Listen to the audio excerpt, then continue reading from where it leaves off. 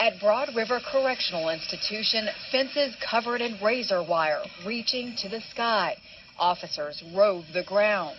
Inside, doors slammed so tight, it's like they'll never reopen, all to keep someone from getting out.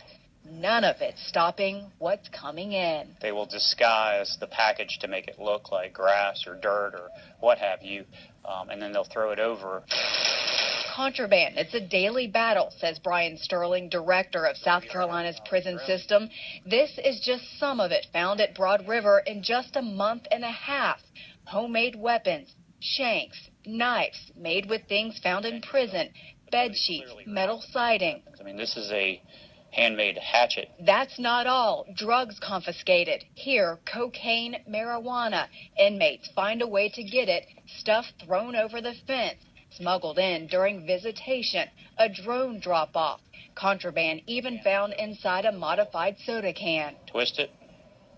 Boom. It's a way to hide contraband. According to statistics from the prison system, more than 7,000 pieces of contraband found from January 1st, 2014 to December 31st of that year.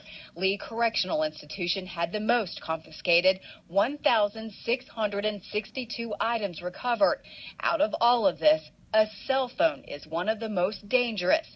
No one knows that better than former contraband captain Robert Johnson. The last thing I remember is him raising his gun up at me. After a successful career intercepting contraband at Lee, investigators say an unhappy inmate orchestrated a hit on Johnson using a smuggled-in cell phone. They say former inmate Sean Eccles went to Johnson's home in Sumter, aiming to kill. I heard the door, boom, kicked in. And immediately in my mind it said, this is the hit. This is it. Here, and one went here, and the rest of them hit all up in here. 6 bullets pierced Johnson's body, yet scripture flashed through his mind. No weapon that is formed against me shall prosper. And if it's your will, then bring me through this. And that's what he did. He brought me through it. He brought me through. 3 times Johnson lost all his blood. 63 units of blood pumped through his body. The chaplain called in. By some miracle, he's still alive, still in constant pain, which forced retirement. Now, if I was single, once I was able to, I'd been back at work right now. I guarantee it. And why is that? Because I wasn't going to let them win. I refuse to let them win. Inside South Carolina's prisons, machines detect cell phones. It's my cell phone, and you can see it goes off. But still, this contraband gets through. Director Sterling says federal laws prohibit the state prison system from blocking cell phone signals. The worry, people who live near the prison wouldn't be able to call in an emergency. Work is being done on a thing called managed access, where only certain numbers would be able to call out. And we're in a process of doing that right now. But that's a lengthy process, and it's a long time to set up. And no one has shown me that it works 100%. Despite the contraband problem, visitations still done in person at all state prisons.